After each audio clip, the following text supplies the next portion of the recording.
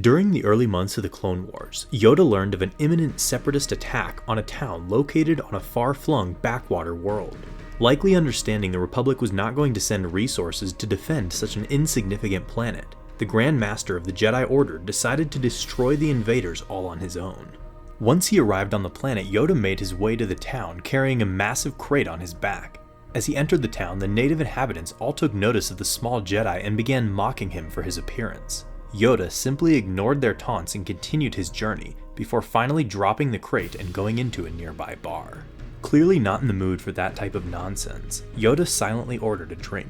While there, one of the natives sat next to him and tried to cheer him up, explaining how the townsfolk did not take kindly to outsiders due to their fears stirred up by the recent war. Soon after, the attack arrived with a large droid army massing right outside of the town's gates.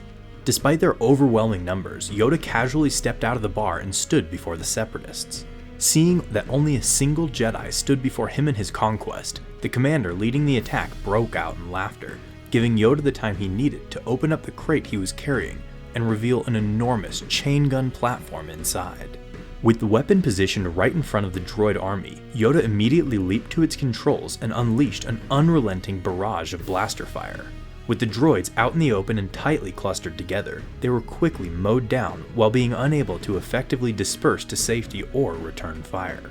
In just a matter of seconds, the droid army was reduced to rubble, with only the commander left standing. Entirely shocked at what he had just witnessed, the commander barely had time to react when Yoda leapt towards him and struck down with his lightsaber, cutting his armored vehicle in half.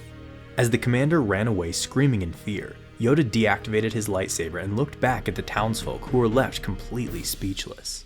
The Grand Master then packed up the chain gun, latched the crate on his back, and walked out in silence.